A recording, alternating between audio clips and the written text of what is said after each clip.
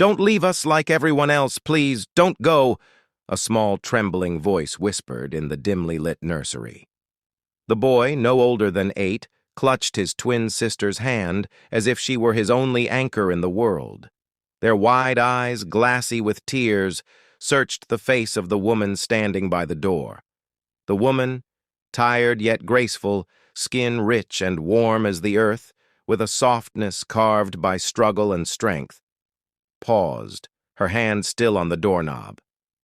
She hadn't even unpacked yet. She turned slowly, looking at the children who sat huddled together, their toys scattered but untouched, their little shoulders trembling with fear of being abandoned again.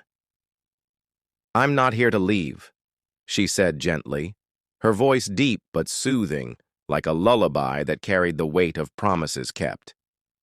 "I'm here to stay, if you'll let me." The girl tilted her head, her curls falling over her damp cheeks, suspicion flickering in her gaze. "They all say that. They all say they'll stay. But no one ever does," the boy added bitterly. "They leave after the first night. They can't stand us. They think we're too much. They tell Daddy we're impossible." Silence filled the room. The woman inhaled slowly. She had heard stories before she arrived, that no nanny lasted more than a week in the mansion of the billionaire Marcus Holloway, that his children were uncontrollable, stubborn, and scarred by the absence of a mother they barely remembered. But she wasn't like the others. She stepped forward, knelt down on the floor until she was at their level, and spoke with the kind of honesty that pierces through walls children build around themselves. "I don't see impossible. I see 2 kids who need someone to stop running away. And I don't run." The twins blinked, stunned into silence. No one had ever said that to them before. It was in that very moment, fragile, tender, raw, that something shifted. A seed of trust, almost invisible, was planted. The day had started much differently.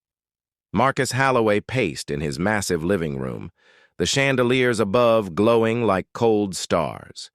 He was a man whose name opened doors in every corner of the world, a self-made billionaire who had conquered industries with sharp instincts and relentless drive. But at home, in this towering mansion, his empire meant nothing. Here, he was just a father, and a failing one. His voice thundered through the marble hall as he argued with the head of staff. "Not again, Harold. This is the 5th nanny in 6 months. I don't care what her excuse was, sickness, exhaustion, whatever. I am running out of options. My kids, they deserve stability, not strangers who pack up after a week." Harold, gray-haired and loyal, shifted uneasily. "Sir, with all due respect, the children are difficult." "Difficult," Marcus snapped, his eyes blazing with a storm of guilt and desperation. "They're children, Harold. They lost their mother when they were too young to understand. What do you expect them to be? Calm, cheerful, obedient? No, they're hurting, and no one has the patience to see beyond that." His voice cracked slightly on the last words, though he tried to hide it.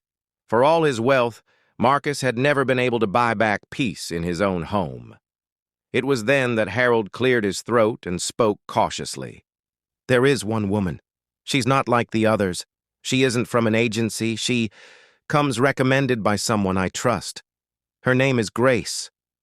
Marcus raised an eyebrow, skepticism written all over his face. "Grace? And what makes her different?"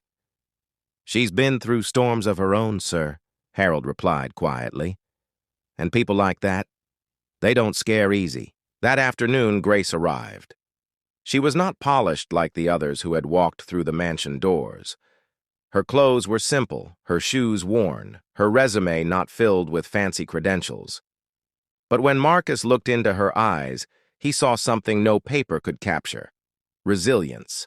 The twins, however, were not impressed. They eyed her with the sharp suspicion of children who had been disappointed too many times. At dinner, the chaos began. Plates pushed away, loud protests, food spilled intentionally. The boy shouted, "We don't want another nanny," while the girl chimed in, "They all hate us anyway." Marcus buried his face in his hands, exasperated. "You see?" he muttered to Grace. "This is why no one lasts." But instead of scolding, Grace leaned forward calmly, resting her elbows on the table. She looked directly at the children. "You're testing me, aren't you?" The twins froze, caught off guard. "You're trying to see if I'll give up like the rest," she continued softly. "And you want me to get angry, to say you're too much to handle. But let me tell you something. My patience is bigger than your tantrums." For the first time, the boy's lips twitched, almost like he wanted to smile but didn't dare. The girl stared, puzzled. "Eat," Grace said gently but firmly. "Not for me, for you. Because strong kids need strong food." The twins hesitated, then slowly picked up their forks. Marcus's eyes widened. No one had ever gotten through dinner with them without a screaming match. He leaned back, silent, almost in disbelief. That night, as Grace tucked the children into bed, the boy whispered the same words that would become the echo of their bond. "Don't leave us." And her reply was steady, unwavering. "I'm not here to leave. I'm here to stay." But staying would not be easy. The following days tested her in ways few could endure. The twins set traps, hiding her shoes, locking doors, shouting insults. They wanted to prove she was just like the others. Yet every time, Grace responded not with anger, but with understanding. When the girl scribbled on the walls, Grace handed her a sketchbook and said, "If you're going to paint, let's make it worth keeping." When the boy shouted, "You're not my mother," she simply replied, "No, I'm not, but I care enough to stand here anyway." Slowly, cracks began to show in the children's armor. They laughed once, then twice. They allowed her to read them stories at night. They even held her hand on walks through the garden, their small fingers curling around hers, as though afraid she might vanish if they let go. And Marcus noticed. One evening, he found himself standing at the door to the nursery, watching as Grace sat cross-legged on the floor with the twins nestled against her, all three of them lost in a book. The billionaire who could silence boardrooms and dominate negotiations felt his throat tighten, his heart soften. He whispered to himself, maybe this time is different." The next morning, sunlight streamed through the wide glass windows of the Holloway mansion, illuminating the echoes of laughter that hadn't been heard in those halls for a very long time. Grace stood in the kitchen, her sleeves rolled up, whisking pancake batter while humming an old tune. The melody was soft, yet it carried strength, as though it had traveled with her through years of trials and still found a way to rise in joy. The twins sat at the counter, watching her with suspicion mixed with curiosity. They weren't used to mornings like this. Usually breakfast was chaos, food pushed away, arguments, nannies snapping in frustration. But today felt different. The boy broke the silence. "Why are you singing?" Grace turned, smiling with warmth that filled the room like sunlight itself. "Because it makes the pancakes taste better. Don't believe me? Try one." The girl crossed her arms, skeptical. "That's not true." Grace slid the first pancake onto a plate and drizzled syrup on it. "Take a bite, and then tell me if I'm lying." The twins exchanged looks, as if debating whether to challenge her. Finally, the boy picked up a fork, cut into the pancake, and took a bite. His eyes widened instantly. It's good." Grace chuckled softly. "Told you. Love and a little music makes everything better." The girl slowly took a bite too, and though she tried to hide it, the corners of her lips curved upward. For the first time in months, breakfast wasn't a battlefield. Marcus entered the kitchen, still in his tailored suit, prepared for another long day of meetings. He froze when he saw his children eating quietly, even smiling. His usual morning dread was replaced by disbelief.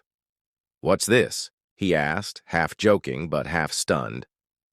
"Breakfast," Grace said simply, her eyes glancing up to meet his. He studied the scene carefully, the twins eating without protest, Grace calmly pouring juice. He almost didn't recognize his own children. "You've done in a week what no one else could do in months," Marcus said softly, his voice carrying more gratitude than he intended to show. Grace shook her head. "I haven't done anything magical, Mr. Holloway. I just listened." The girl piped up suddenly, her voice quiet but clear. "She doesn't yell at us," the boy added. "She doesn't give up." Marcus's throat tightened. He cleared it quickly and said, "I'll be late tonight. Big meeting, but Harold will be here." He paused, glancing at Grace, almost as if searching for reassurance. "They'll be fine?" Grace's reply was steady, unwavering. "They'll be fine." The days turned into weeks. Grace became more than just a maid or caretaker. She became a steady presence in the children's lives, a rhythm of stability in a world that had felt broken. She walked them to school, sat with them during homework battles, and taught them small lessons about kindness and patience in ways they could understand. But the road wasn't always smooth. One rainy afternoon, the twins were restless. The boy refused to do his homework, slamming his pencil down. "I'm dumb! I can't do it!" he shouted. Grace walked over, crouched beside him, and looked him straight in the eyes. "Don't you ever say that about yourself again. You are not dumb. You're just learning, and learning takes time." "But everyone says I'm slow," he muttered. "Everyone doesn't know you," Grace replied firmly. "I do, and I know that once you set your mind on something, you can do it. The only thing you can't do is quit, and I won't let you quit." He looked at her for a long moment, before reluctantly picking up the pencil again. Meanwhile, the girl had her own storm. She struggled with nightmares, waking up crying in the middle of the night. Grace would sit by her bedside, holding her hand until she drifted back to sleep. "Bad dreams can't hurt you," Grace whispered once. "And you know what? If they ever try, I'll chase them away myself," the girl finally asked one night, her voice trembling. "Why are you so nice to us? We're not your kids." Grace smiled softly, brushing a curl from the child's forehead. "Because someone was once kind to me when I needed it. And I promised myself I'd pass it on. Doesn't matter if you're mine or not. You matter." The girl hugged her tightly, tears soaking into Grace's shoulder. For the first time, she let herself believe that maybe, just maybe, this woman wouldn't leave. Marcus, though buried in business, began noticing changes, too. His children laughed more, fought less. They spoke about Grace constantly, stories about pancakes, bedtime tales, little lessons she taught them. One evening, after another grueling day of work, Marcus returned home earlier than expected. He walked past the study and stopped when he heard voices. He peeked inside and saw Grace sitting at the table with the twins, all three bent over a puzzle. The boy shouted with joy when he fit the final piece in place. "We did it!" he exclaimed, throwing his hands in the air. Grace clapped with them, smiling. "See? Nothing's impossible when you don't give up." Marcus leaned against the doorframe, his heart heavy yet light at the same time. For so long, he had carried guilt that he couldn't give his children the life they deserved. But in this woman, this quiet, humble maid, he saw a miracle unfolding before his eyes. Later that night, he found himself speaking to Harold in a low voice. "Do you see it? Do you see what she's done?" Harold nodded. "Yes, sir. She's given them what no money could buy. She's given them a reason to trust again. But storms always come to test what's been built." One Friday evening, as Marcus prepared to leave for a weekend business trip, the boy clung to his sleeve. "Don't go, Daddy. Please don't go." Marcus's heart broke at the desperation in his son's voice. He crouched down. "I have to, son. It's work. But I'll be back soon." The boy's eyes filled with tears. "That's what Mom said. And she never came back." The words hit Marcus like a blow to the chest. He couldn't speak. He just stared at his son, guilt crashing over him like a tidal wave. Grace stepped forward gently, placing a hand on the boy's shoulder. "Your daddy isn't leaving forever. He's coming back, and I'll be here until he does." The boy looked up at her, then at his father, torn between fear and hope. Marcus swallowed hard, forcing his voice steady. "She's right. I'll always come back. Always." As he walked away, his chest ached with both shame and gratitude.